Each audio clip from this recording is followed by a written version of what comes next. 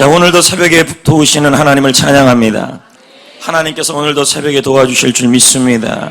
우리는 그동안 믿음에 대해서 나눴습니다. 첫째 날, 믿음은 기대하는 것을 굳게 잡고 행동하는 것이다. 믿음은 소망하는 것들이 현실이 된다는 사실을 굳게 잡고 행동하는 것이다.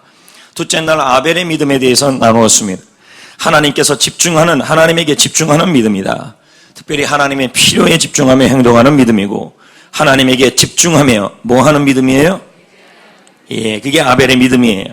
셋째 날은 에녹의 믿음에 대해서 나누었습니다. 에녹의 믿음은 동행하는 믿음이었다.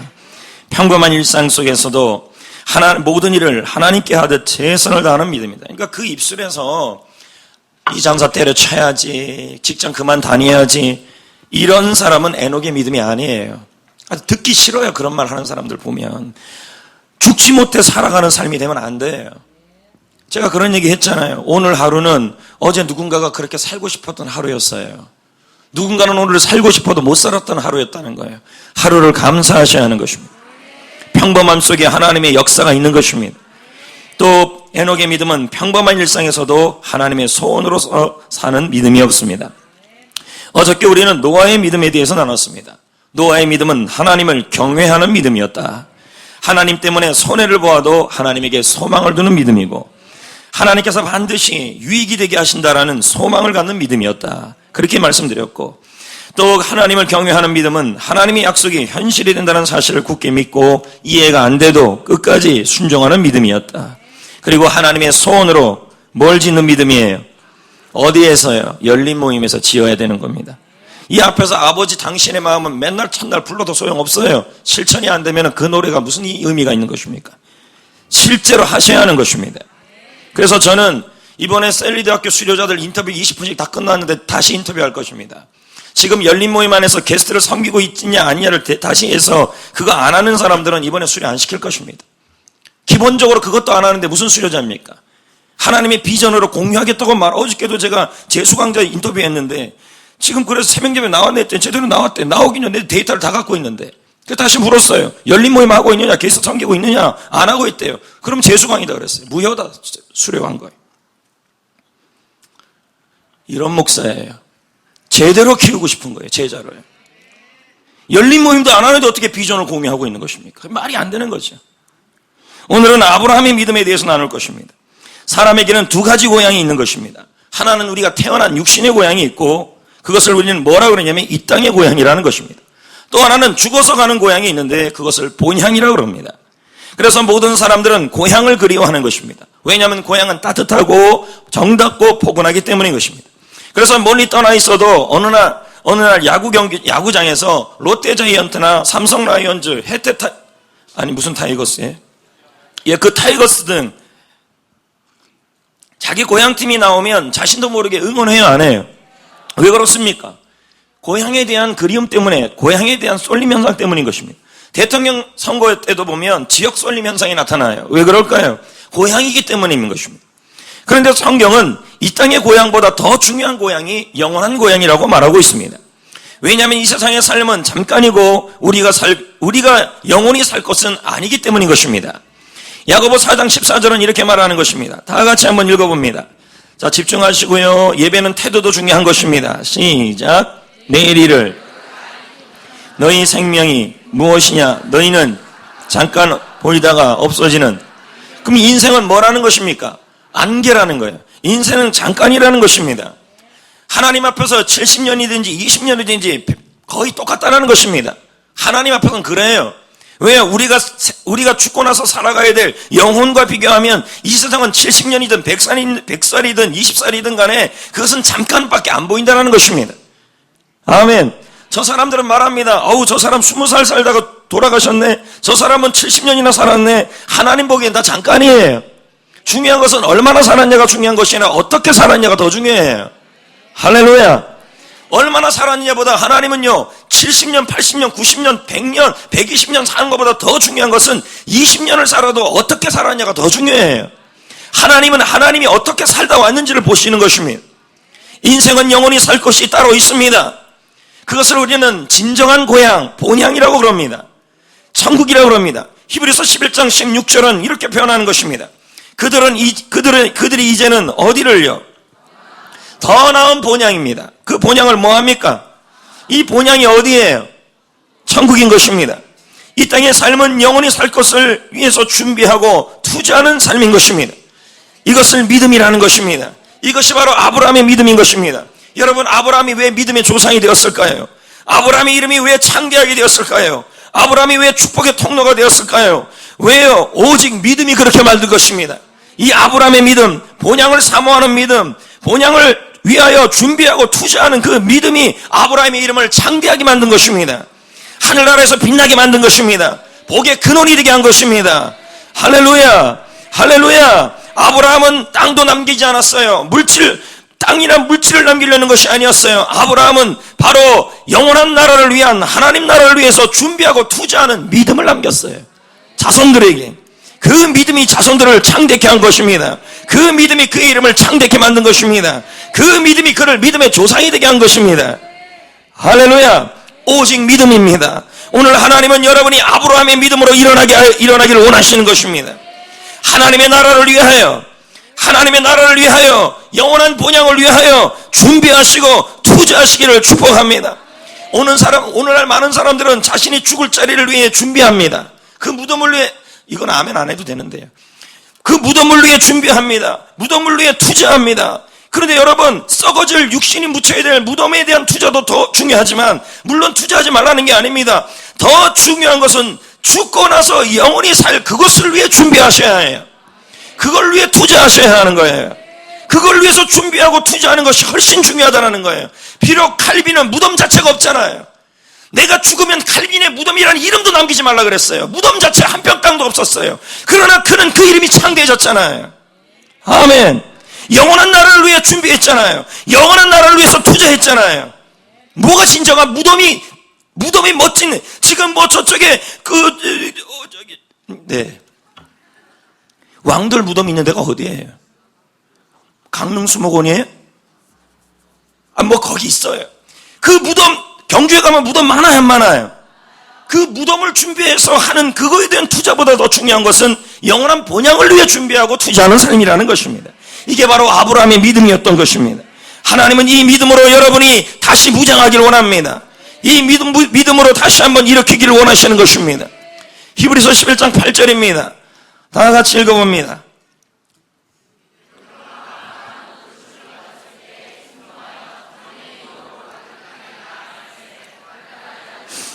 여러분, 하나님은 아브라함을 부르셨습니다. 맞지요? 당시 아브라함이 살던 지역이 어디였었어요? 아브라함이 살던 지역이요, 메소포타미아 지역 갈대아 우르입니다. 세계사에 보면 최고의 문명을 자랑하는 것입니다. 오늘날로 말하면 도해지, 서울 같은 지역인 것입니다. 대부분 사람들은 이곳을 동경하고 이곳에서 살고 이곳에 정착하기를 원하는 것입니다. 아브라함도 부모와 그의 모든 가족들이 바로 이 갈대아 우르 메소포타미아 지역에서 살고 있었습니다. 그의 가정생활은 넉넉했습니다. 때문에 이곳을 떠날 이유가 하나도 없는 것입니다. 근데 하나님이 말씀하시기를 떠나라, 이것을 떠나라고 말합니다. 그 좋은 장소를, 그 좋은 지역을 아브라함은 믿음으로 그곳을 떠나려고 합니다. 장차 유업을 받을 땅으로 나아갑니다. 하지만 오늘 말씀해 보면 그가 갈 바를 알고 나갔대요, 알지 못하고 나갔다 그래요. 그는 가는 곳에 대한 아무런 경험도 없고 한 번도 가본 지역이 아니라는 것입니다. 그는 불안해요, 불안하지 않아요? 그런데도 그러면 그 땅에 대해서 아무것도 이해가 되는 게 없잖아요. 그런데도 아브라함은 그 부르심에 따라 가는 것입니다. 약속의 땅을 향하여 믿음으로 나아갑니다. 성도 여러분, 약속의 땅은, 가나안 땅은 하나님의 비전을 이루며 살 땅인 것입니다. 하나님의 비전을 이루며, 꿈을 이루며 살 땅인 것입니다. 남들 보기에는 그 좋은 지역 버리고 가는 것이 무모합니다. 어리석어 보입니다. 하지만 여러분, 무모한 행동이라도 하나님의 비전을 이루고 살아가는 삶은 반드시 옳다라는 날이, 옳다고 인정받는 날이, 하나님 앞에서 증명받는 날이 올 줄 믿습니다. 아멘. 성도 여러분, 믿음이란 하나님의 나라를 위해서 어찌해야 좋을지 모를 때도 가는 것입니다. 믿음이란 내가 이해돼서 가는 게 아니라 내가 어찌하면 좋을지 모르고 이해가 안 되는데도 뭐 하는 것이냐면 그것이 하나님의 비전을 위해 투자하는 삶이라면 가는 게 믿음인 것입니다. 따라합시다. 믿음은 일단 순종하는 것이다. 이게 믿음이에요. 잘 보세요. 믿음의 삶은 이해가 먼저가 아닙니다. 뭐가 먼저냐면 순종이 먼저입니다. 여기 보세요. 아브라함에게 하나님이 설명해 줬어요? 아브라함에게 설명서, 지도 뭐 이런 거 많이 알려줬어요? 뭘 요구했어요? 믿음을 요구하고 있는 거예요. 믿고 떠나래요. 설명할 테니 떠나라는 게 아니에요. 믿고 순종하면 이해가 될 날이 온다는 말이에요. 이게 믿음이에요. 근데 우리는 뭐라 그러냐면 이해가 돼야 움직여요. 하나님의 방법은 그게 아니에요. 설명 안 해줘요. 일단 순종하는 거예요. 부르심에 순종하면 하나님이 그 다음에 이해가 되게 하시는 거예요. 아, 그래서 그러시는구나. 어떤 사람은 하나님이 부르셨는데도 왜 이 질문만 하다가 시간 다 보내요. 세월 다 보냅니다. 어떤 사람은 하나님이 감동을 주셨는데도 이거 하라 저거 하라 감동을 주셨는데도 왜라고 질문하다가 시간 다 보내고 세월 다 보내는 사람들이 있습니다. 물론 세상에서는 어떤 일을 시작하려면 반드시 확인해야 됩니다. 점검해야 합니다. 아무것도 보장되어 있지 않으면 세상 사람들 움직이지 않아요. 하지만 여러분, 우리는 믿음의 삶은 그렇지가 않아요. 성경을 한번 보세요. 하나님이 언제 설명해주고 순종을 요구했나요? 언제 하나님이 이해되게 말씀해 주시고 나서 설명서를 주시고 나서 부르셨나요? 한 번도 그런 적이 없는 것입니다. 믿음의 삶은 완전히 다른 삶인 것입니다. 여러분, 믿음은 단지 폼으로 잡는 액세서리가 아닌 것입니다. 설명서가 없어도, 지도가 없어도, 안전장치가 없어도 하나님의 부르심이라면 그냥 출발하는 것입니다. 하나님의 명령만 덩그러니 있습니다. 아무 보장도 없습니다. 여러분, 믿음의 길을 걷는다는 것은 불확실한 길을 선택하는 것입니다. 정말 그렇습니다. 어떨 때 보면 믿음으로 갈 때 보면 아브라함처럼 확실하지가 않아요. 그 길이 불안해요. 그럼에도 불구하고 그 길을 선택하는 게 믿음이에요. 설명이 없어도, 설명서가 없고 지도가 없어도 그게 하나님의 부르심이라면, 그게 하나님의 길이라면 불안해도 불확실해도 그래도 선택하는 게 믿음이에요. 근데 우리는 이렇게 선택해요. 설명이 되고 이해가 되고 그 좁은 머리로 뭘 자꾸 이해하려고 그럽니까? 여러분보다 생각이 더 깊으신 분이 나의 하나님이시고 여러분보다 나를 더 잘하시는 분이 나의 하나님이신데. 아멘. 믿으십니까? 어떨 때 보면 저도 인생을 돌이켜보면 뭐 많이 산 건 아니지만 하나님은 늘 부르실 때마다 불안정한 삶을 자꾸 선택하게 만드셨어요. 불안전한 삶을 계속 선택하게 만드시고, 근데 그게 다 뭐냐면 또 하나님이 설명해 주면 좋은데 내가 너를 부르시는 이유, 내가 너에게 요구하는 이유, 떠나라는 이유, 그것에 대해서 설명하면 좋은데 한 번도 설명을 안 해요. 그냥 순종을 요구하셔요. 근데 여러분, 신앙생활은 불안정한 삶 속에서도 선택하는 거예요. 만약에 여러분이 안정된 삶이 오면 믿음은 끝나버립니다. 안정된 삶을 잡아버리면 믿음은 끝나버려요. 우리는 하늘나라 갈 때까지 순례자의 길을 가는 거예요. 나그네의 길을 가는 거예요. 할렐루야, 할렐루야. 나그네의 길은 늘 불안정한 삶이에요. 왜요? 언제 상황이 바뀌고 환경이 바뀔지 모르는 게 나그네의 삶이에요. 아닌가요? 우리 인생의 순례자의 길이고 나그네의 길이란 말은 한 걸음 한 걸음 걸을 때마다 불안정한 일들이 많다는 거예요. 근데 주님은 그걸 부르신다는 거죠. 여러분, 순간순간마다 어떤 일을 할 때마다 셀 리더로 부르시고 교회에 무슨 일로 부르실 때마다 여러분 생각할 때 그게 안정돼서 부르는 일은 하나도 없어요. 불안정합니다. 근데 믿음은 그걸 선택하는 거예요. 아멘, 아멘, 아멘. 믿음의 길에서 첫걸음에는 아무것도 없어요. 보세요. 믿음의 아브라함이 첫걸음 갈 때 뭐가 있었어요? 아무것도 없었어요. 여러분, 믿음의 길, 순례자의 길, 나그네의 길을 갈 때 하나님이 부르실 때 첫걸음을 떼보세요. 아무것도 없어요. 아무것도. 그냥 가라고만 그래요. 명령만 있어요. 얼마나 불안해요. 그러나 여러분, 염려할 게 없습니다. 하나님이 부르실 때 설명서가 없고 지도도 없고 안전장치도 없고 불안정한 삶을 선택하게 한다 할지라도 그냥 가라 그래요. 가라! 떠나라! 너희는 세상을 향해서 떠나라! 그렇게 보내실 때요, 여러분, 아무런 보장이 없다고 말하지 마십시오. 우리에게는 확실한 보장이 있습니다. 불안정한 삶이라도요, 가장 확실한 보장이 있어요. 믿음의 삶은 불안정해요. 나그네의 삶이에요. 그러나 여러분, 안정된 삶만 쫓다가는요, 믿음 생활 끝나버려요. 난 안정되게 가만히 있을래요. 끝나버립니다.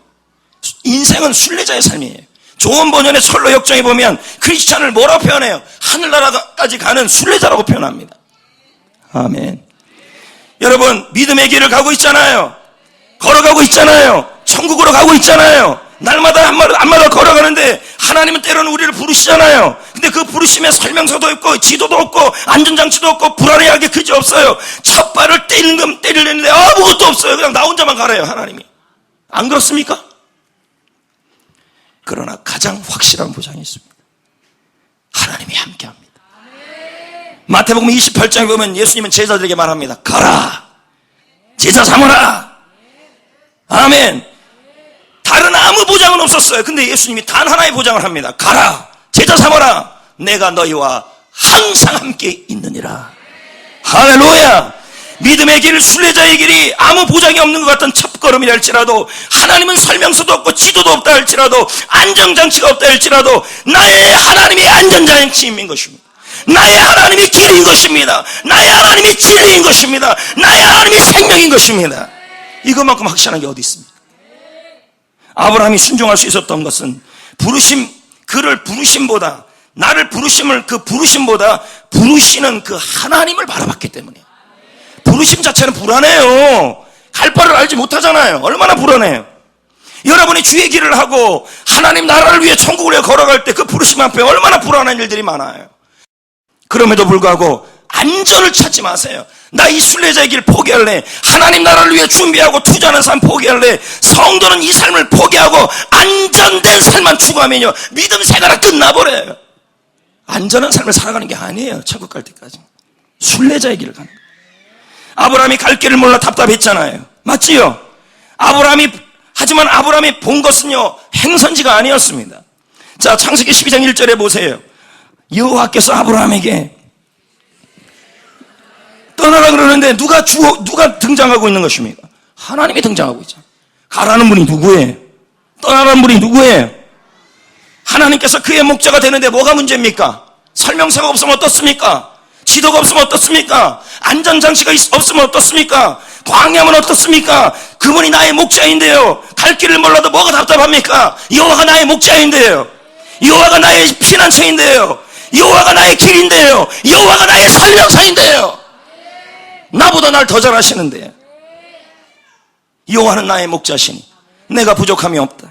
그가 나를 푸른 풀밭에 누이시며 쉴만한 물가로 온다. 내가 사망의 음침한 골짜기를 다닐지라도 두렵지 않다. 주께서 나와 함께 하시는 것이다. 믿으시길 축복합니다.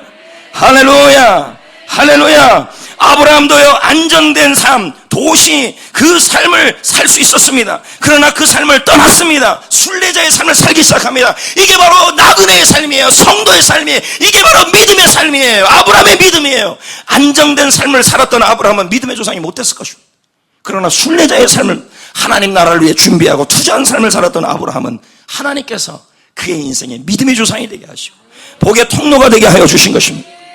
여러분, 도시는 안정적입니다. 도시의 삶은 사람들이 떠나려 하지 않아요. 정착하려고만 그래요. 교인 여러분, 성전교회 성도 여러분, 우리는 정체성을 똑바로 알아야 합니다. 우리는 이 땅에 정착할 사람들이 아닙니다. 순례자입니다. 나그네입니다. 저 멀리 배는 나의 시온산. 오늘은 이곳, 내 길은 저곳. 내 몸이 피곤해 쓰러질지라도 나는 그늘을 위해서 걸어가는 순례자의 노래.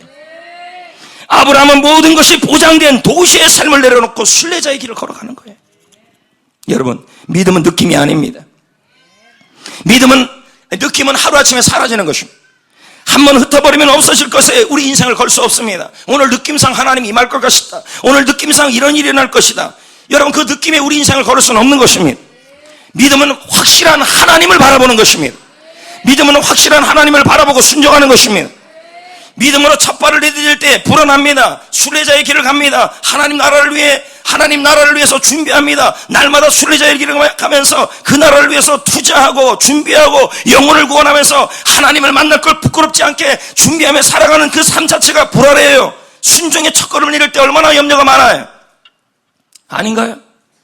염려도 많고 불안도 많아요. 순례자의 길은요. 하지만 하나님의 부르심에 반응할 때 여러분, 그거보다 멋진 일이 없습니다. 인생의 놀라운 축복이 부어질 것입니다. 복의 통로가 될 것입니다. 믿음의 조상이 될 것입니다. 하나님의 영광을 위하여 이름이 창대하게 될 줄 믿습니다. 할렐루야. 순종의 첫걸음을 내딜 때, 주님이 부르실 때, 믿음의 첫발을 내디딜 때 얼마나 불안하고 얼마나 염려가 많이 됩니까? 나 혼자만 있는 것 같아요. 주님이 이해도 안 되게 말씀하셔요. 염려하지 마세요. 주님이 나의 이해가 되게 하실 것입니다. 목자이십니다. 아멘. 천국까지 순례자의 길을 가는 여러분들은 주님이 함께하는 자들입니다. 성도 여러분, 아브라함은 약속의 땅에 들어갔습니다. 가나안 땅에 들어갔잖아요. 약속의 땅은 역시 영원한 고향은 아니에요. 아브라함이 약속의 땅에 들어갔지만 그 땅은 영원히 살 곳은 아니잖아요. 아브라함이 가야 될 것은 어디예요? 진짜 약속의 땅에 가야 되는 거예요. 아멘. 약속의 땅 가나안은 잠시 머물 땅인 것입니다. 정거장인 것입니다. 순례자와 노숙자의 차이가 뭔지 아십니까? 둘 다 집은 없어요. 차이는 있어. 잠깐만요. 순례자나 노숙자나 자기 집이 있나요? 근데 차이는 있어요. 노숙자는 집을 떠나기는 해요. 하지만 늘 한 곳에 모여 있어요. 자기들끼리. 그리고 또 하나 중요한 차이가 있어요. 목적지가 없어요. 정처가 없어요. 이런 사람을 뭐라 그래요? 방랑자라는 거예요. 방랑자예요. 방랑자는 길 위에서 계속해서 머물러만 있는 사람이에요. 그러다가 죽으면 뭐라 그래요? 그걸요. 객사라 그러잖아요. 객사. 하지만 여러분, 순례자는 뭐가 있습니까? 목적지가 있는 것입니다. 아브라함은 방랑자가 아닙니다. 아멘. 아브라함은 순례자입니다. 나그네입니다. 노숙자가 아닙니다. 아브라함은 목적지가 있습니다. 아브라함은 약속의 땅에서 영원한 고향을 위하여 준비하는 삶을 살았습니다. 이게 믿음이에요. 이 땅을 정거장으로 보셔야 합니다. 이 땅을 잠시 머물 곳으로 보여야 그게 아브라함의 믿음이에요. 우리는 영원한 땅을 위해서 준비하는 사람들입니다. 자, 히브리서 11장 9절입니다. 읽어봅니다. 믿음으로 시작. 다시 읽어요. 다시 시작. 믿음으로 그가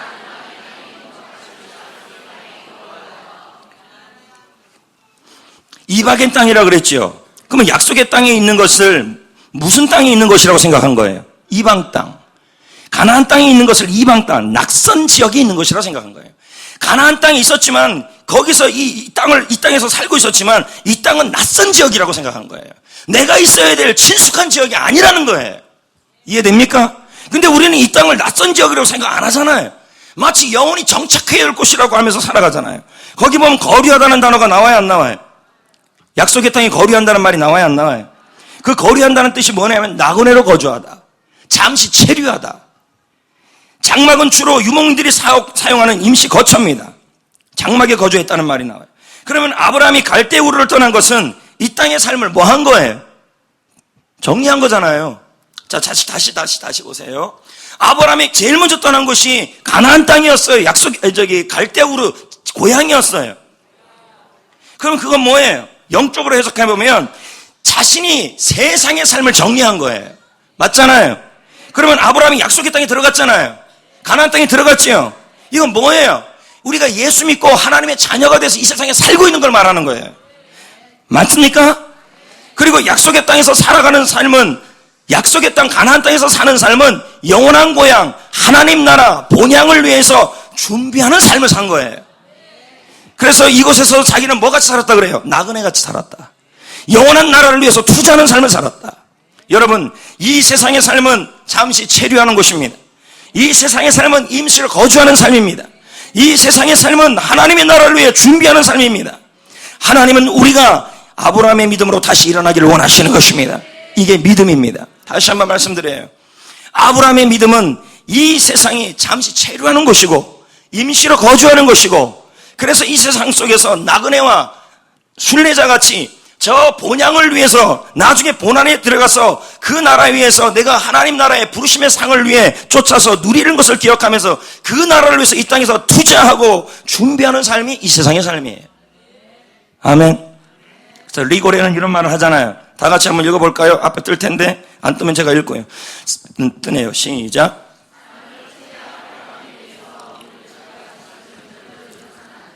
첫째는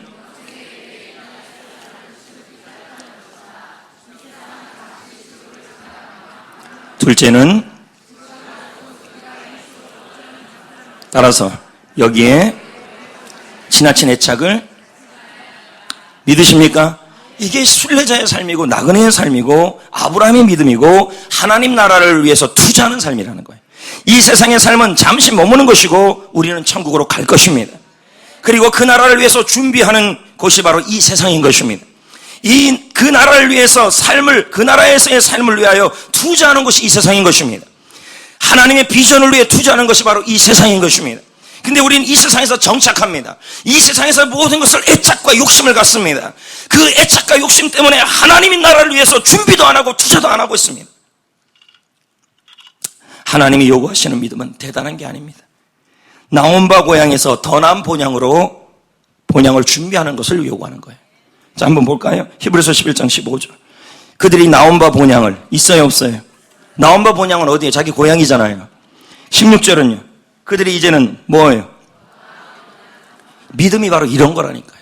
믿음은 이 땅에서 정착하는 게 아니라 하나님 나라를 위해 떠날 준비 잘하는 게 믿음이에요. 아멘.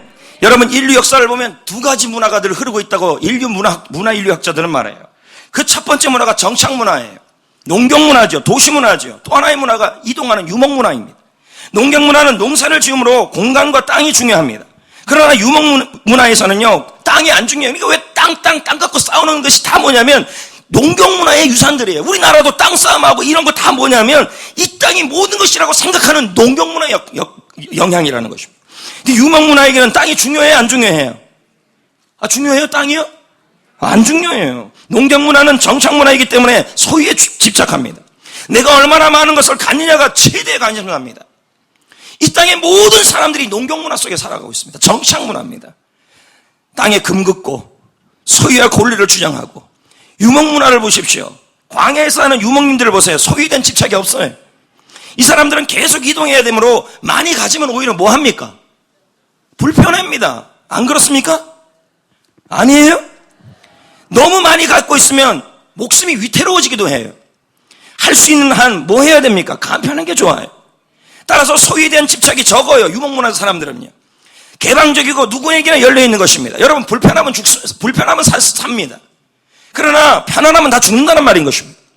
성경에 나와 있는 믿음의 선배들은 정착문화가 아니라 유목문화에 속해 있었습니다. 이스라엘 민족들도 유목문화에 속해 있었습니다. 그들은 인생은 나그네이며 영원한 본향으로 가는 과정인 것을 분명히 알았던 것입니다. 그래서 성경에 나와 있는 인물들은 모두 소유에 집착하지 않아요.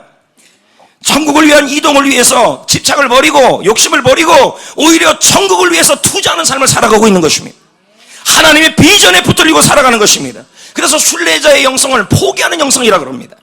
내려놓는 영성, 단순한 삶, 간편한 삶, 순례자의 길이, 여러분은 모두 순례자의 길을 가는 사람들 아닙니까? 천국으로 가는 사람들 아닙니까? 왜 이 길이 힘든 이유인지 아세요? 욕심 때문에 그래요. 짐을 너무 많이 지고 있어요.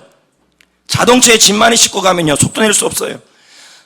예전에 제가 전도 여행을 다닐 때 저는 고이 자랐기 때문에 하루에 옷을 한 번 이상씩 갈아입지 않으면 안 되는 성미였습니다. 지금은 안 그래요. 그래서 전도 여행 가면 무조건 하루에 모든 걸 갈아입어야 된다고 생각했어요. 그래서 옷바구니만 2개를 들고 다녔어요. 옷 가방만. 내가 전도 여행이란 여행을 몰랐던 겁니다. 여행이라면 가벼워야 되는 거 아닙니까? 나 혼자 힘들었어요. 그 가방 들고 다니라. 이게 무슨 전도인지 여행인지 순례자인지 아니면 옷가방 들고 서면서 패션쇼 하는 건지 모를 정도였습니다. 근데 그때 생각했습니다. 앞으로 전도여행 다닐 때는 절대로 옷 안 들고 다니고 일주일 내내 한 벌로 버티자.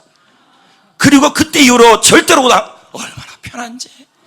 안 씻어도 되고 안 갈아입어도 되고 그냥 자면 되고 냄새나면 뭐 뿌리면 되고 너무 편했습니다. 여러분, 이게 순례자의 삶입니다. 이동하는데 그때 고생이 너무 심했던 것입니다. 이스라엘은 나그네의 영성을 가졌고 광야에서 순례자의 영성을 가졌습니다. 여러분, 우리가 이스라엘 백성들이 원래는 광야의 영성, 나그네의 영성, 순례자의 영성을 가져서 늘 내려놓고 소유와 집착을 버리고 살았는데 이 사람들이 가나안 땅에 정착하면서 광야의 야성을 잃어버립니다. 땅은 얻었지만 비참한 민족이 되어버리는 것입니다. 다시 부탁드립니다. 성도는 영원한 본향, 영원한 나라, 영원한 땅에서 살아야 하는 것입니다. 이 땅은 그 나라를 가기 위해서 투자하는 곳입니다. 이 땅에서 뭔가 소유하려 하지 마시고 하나님 나라에서 영적으로 충만해지고 부유해져야 합니다. 아멘. 우리도 순례자의 길을 가고자 합니다. 그러면 뭐 해야 돼요? 짐을 내려놔야죠.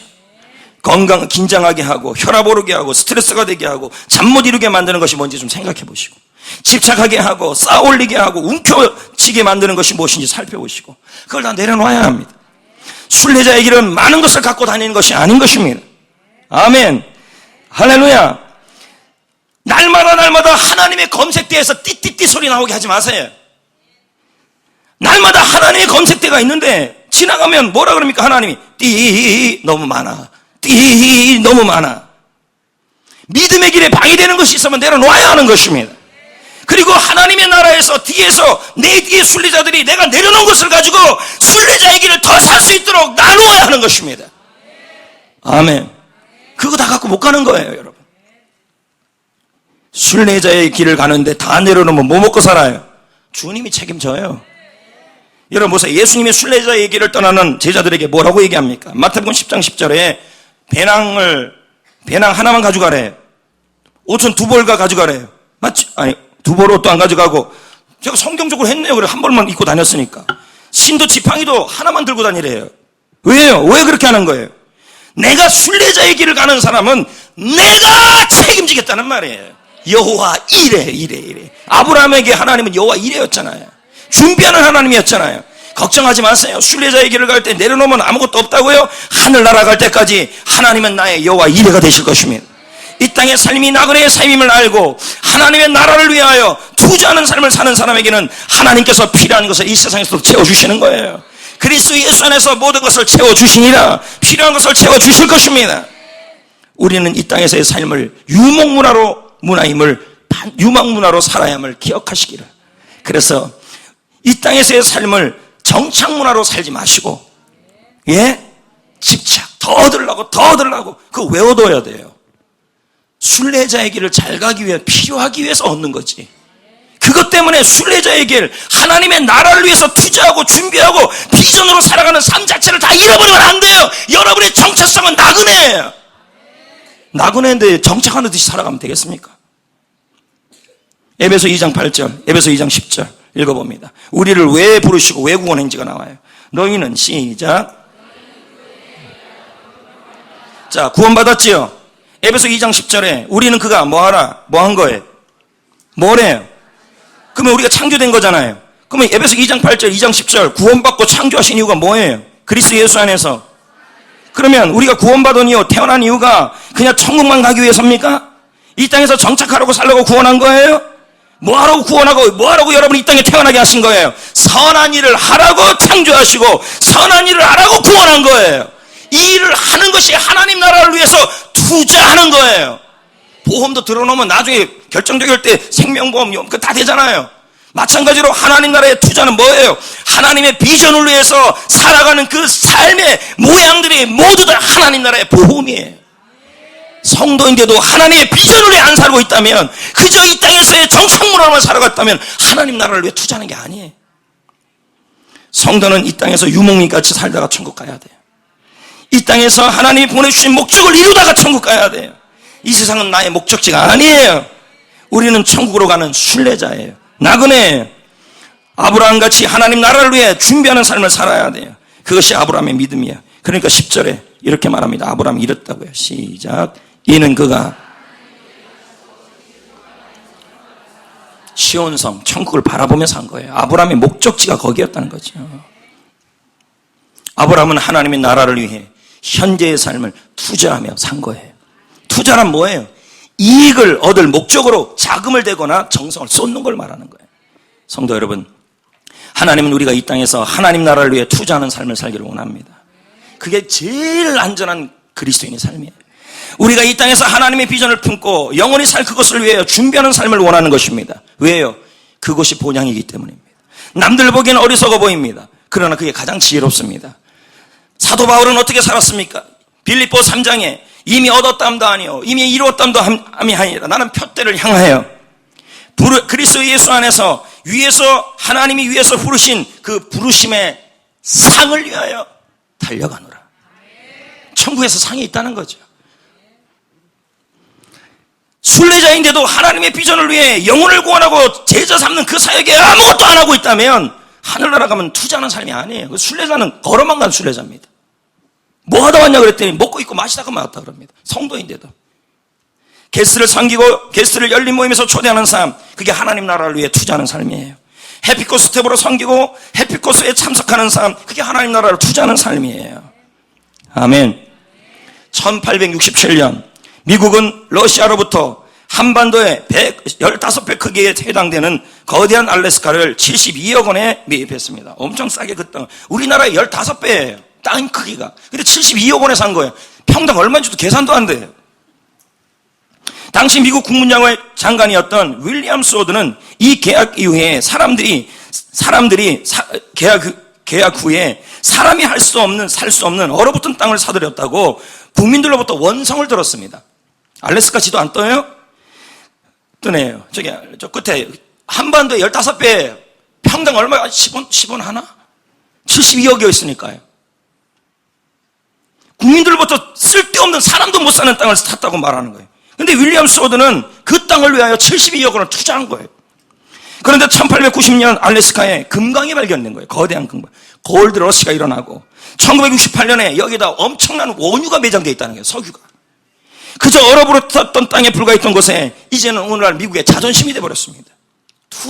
투자 대비 엄청난 거예요. 여러분도 지금 그런 삶을 살고 있는 거예요. 우리가 하나님 나라를 위해 준비하는 삶은 믿지 않는 사람들을 보기에는 아무것도 아닌 얼어붙은 땅처럼 무가치한 것으로 보일 것입니다. 하지만 하나님께서는 하나님의 비전을 위해 사는 삶이 하나님 나라를 위해, 하나님 나라의 천국을 위해서 투자하는 삶이라고 말하고 있는 것입니다. 리고라는 말합니다. 영혼에 비교하면 이 땅에서의 우리에게 주어진 시간은 눈 깜짝할 순간이다. 하지만 그에 따른 결과는 영원히 남을 것이다. 믿음은 하나님 나라를 위해 투자하는 것입니다. 이제 말씀을 맺습니다. 명절, 고향을 가기 위해 얼마나 많은 희생을 치릅니까? 어떤 사람은 새벽에 일어납니다. 어떤 사람은 밤중에 잠도 자지 않고 가족들을 재촉합니다.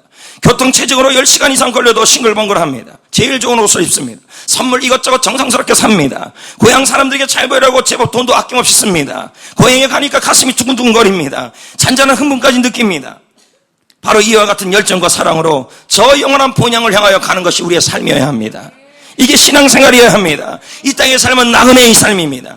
이 땅의 삶은 임수 거주하는 삶입니다. 그것 때문에 이 땅에서의 삶을 정착 때문에 정착한다는 생각 때문에 하나님의 비전을 잃어버리면 안 돼요. 나를 보내시고 나를 태어나게 하시고 나를 구원하신 이유를 명확히 하셔야 합니다. 하나님 나라를 위해 준비하라는 거예요. 천국 가는 정도가 아니라 천국에서 위에서 하나님이 부르신 그 부르심의 상을 얻기 위해서 달려가는 거예요. 하늘나라에서 영원한 영광의 부유함을 누려야 될 거 아니겠습니까? 그러므로 믿음은 하나님 나라를 위해 준비하는 삶입니다. 그럴 때 하나님의 주시는 축복을, 상급을 천국에서 누릴 것이고 복의 통로가 될 것이고 하나님의 영광을 위해 이름이 창대해야 될 것입니다. 이것이 바로 아브라함의 믿음입니다. 아멘. 할렐루야. 다시 인생의 목적을 재설정하시기를 부탁드립니다. 찬양 한 곡 부르시고 기도하는 시간을